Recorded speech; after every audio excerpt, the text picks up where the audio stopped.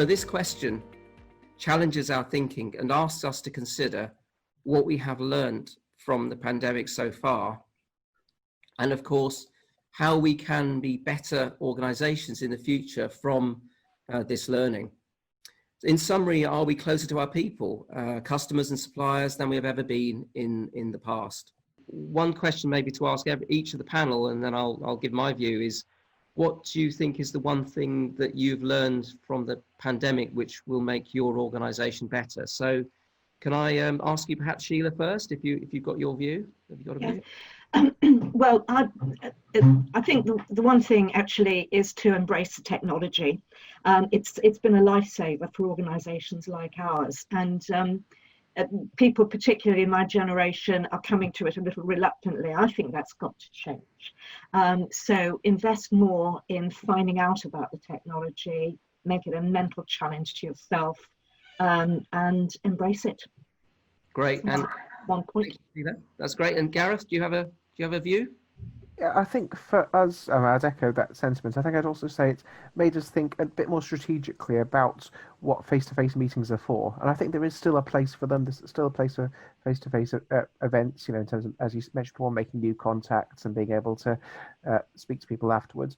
But it's also opened our eyes to a lot more opportunities, which we think can help to broaden the sort of the geographic inclusion in our sector. I know there's many people who have been able to get far more involved now, who actually getting down to London has been most of a day out to the office and back. So actually, I think the way in which we think about events has changed, and I think that's not going to go back.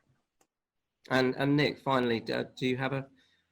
Yeah, I mean, Shelagh mentioned technology, and I think it's actually thinking differently.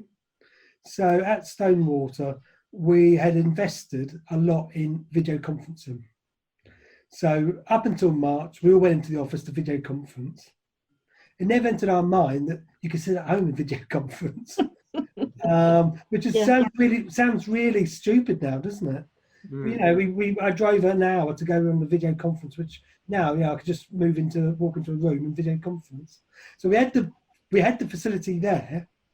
We used it in a traditional way, and people always say you've got to think differently, and it actually gives you a real headache when you try and think differently. And the pandemic made us make that leap.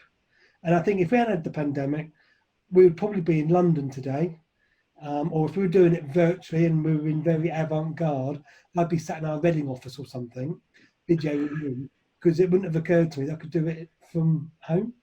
Yeah, actually thinking differently. And my thought is that change isn't as hard as you think it is. We've been forced to change. There were no reasons not to. We couldn't find reasons not to change. We had to change. And in most situations, the reasons not to change sometimes sort of paralyze us. They stop us, they slow us down. We find all sorts of reasons not to do something, and it just becomes very difficult, expensive, time consuming. So change is probably not as difficult as we all think it is. When we put our minds to it, it can be achieved pretty quickly. Can I just say, Mike, the burning bridge helps. Yeah, it does. It makes you go quick. Yeah.